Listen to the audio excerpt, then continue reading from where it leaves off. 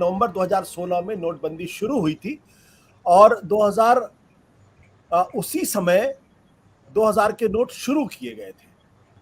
2018-19 में सरकार का ऐसा कहना है कि प्रिंटिंग बंद कर दी उन्होंने। जो 2000 के नोट बनने थे 2018-19 में उसको बंद कर दिया गया, उसकी प्रिंटिंग बंद हो गई थी।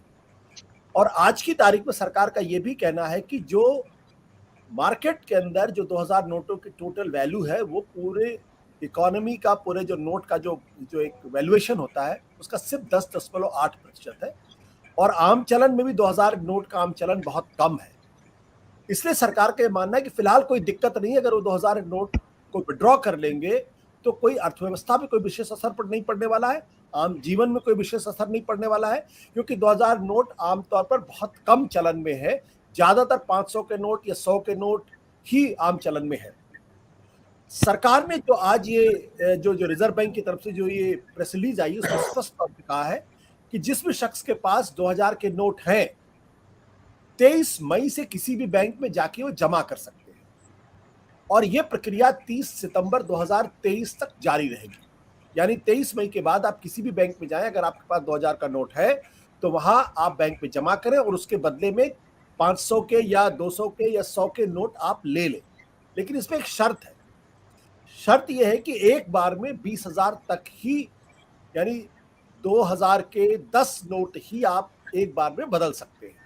अगर आप चाहें कि एक बार में आप 50,000 ले जाके 2000 के नोट अगर बदलना चाहिए तो वो संभव नहीं होगा। एक बार में सिर्फ 20,000 तक ही बदल सकते हैं। अब यहाँ पे दो सवाल खड़े होते हैं।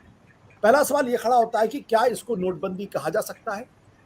दूसरा, आखिर सरकार को ये करने की जरूरत क्यों पड़ी? इसके साथ साथ एक और सवाल हम कर सकते हैं, वो ये कि क्या इसका अर्थव्यवस्था पर किसी तरीके का असर पड़ने वाला है या नहीं।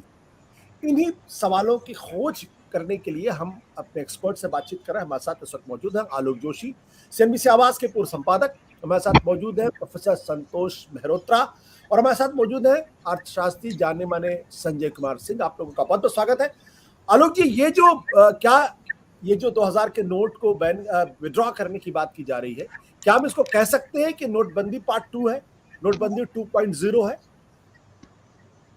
ये देखिए, अब आप इसे नोटबंदी 2.0 कह भी सकते हैं, नहीं भी कह सकते हैं। अगर आप टेक्निकली पढ़ना चाहें तो बहुत आसान बात लिखी गई है कि साहब ये जो नोट है आज की तारीख में एक पीक टाइम था जिस वक्त ये टोटल नोट्स की जो बाजार में जितने टोटल नोट्स थे उनमें से 37% ये 2000 के नोट होते थे।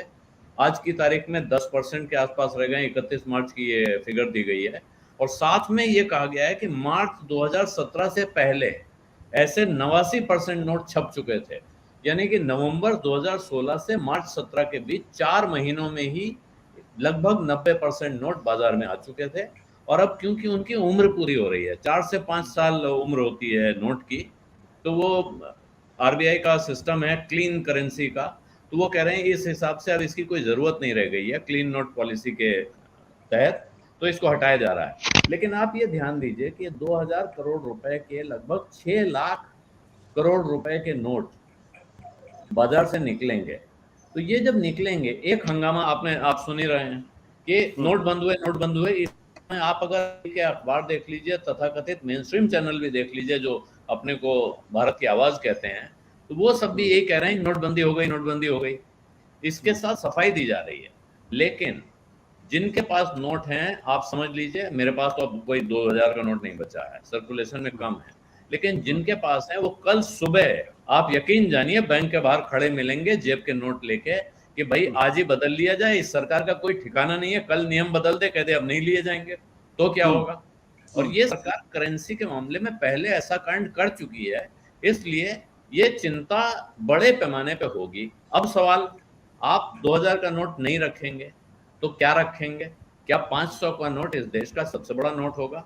नहीं तो क्या आप 1000 रुपए के नोट को वापस जागृत करेंगे तो क्या लोगों के मन में आशंका नहीं रहेगी कि अब 1000 का नोट आ रहा है, पता नहीं कब बंद हो जाए, इसको लें या न लें। लोग लेने से इनकार करेंगे। 500 का नोट भी लोग छूने से डरेंगे कल से।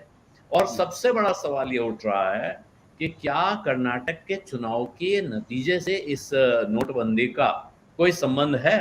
एक अब उसका आप मजाक कह सकते हैं, किसी पॉलिटिकल पार्टी के किसी नेता की वो कह सकते हैं हताशा, वो कह रहे हैं साहब वहां बड़े पैमाने पे 2000 के नोट बांटे गए थे और अब गुस्से में वो 2000 के नोट बंद किए गए कि ठीक है जाओ लगो लाइन में, देखा जाएगा तुम्हारा क्या होगा।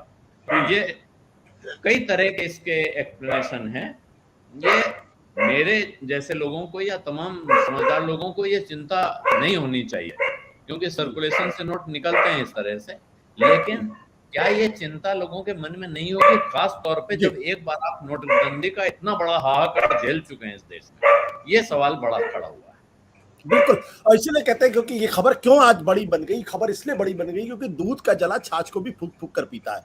और हम सब लोग अच्छी तरीके से याद है कि जब 8 नवंबर 2016 को ठीक 8 बजे प्रधानमंत्री ने इस बात का ऐलान किया था, उसके बाद एक अजीब तरीके का अफरा-तफरी पूरे देश के अंदर मची थी। और उसकी वजह से अर्थव्यवस्था को भारी झटके लगे थे। जो अर्थव्यवस्था 8% जीडीपी के हिसाब से ग्रो कर रही थी, वो अर्थव्यवस्था अचानक नोज डाइव करती, इसे कहते हैं अचानक नीचे की तरफ जाती है। और उस वक्त देश के प्रधानमंत्री मनमोहन सिंह ने कहा था कि इससे 2% जो जीडीपी के 2 पॉइंट को नुकसान होने वाला है। और लोग ये भी कहते हैं कि जो डिमोनेटाइजेशन की वजह से हमारी अर्थव्यवस्था को जो झटका लगा था, अभी तक हम उससे ठीक तरीके से उबर नहीं पाए हैं। और वो एक ऐसा कदम था जो शायद अवॉइड किया जा सकता था, जिसका कोई मतलब नहीं था। सत्य हिंदी का ऐप डाउनलोड करें गूगल प्ले स्टोर पर।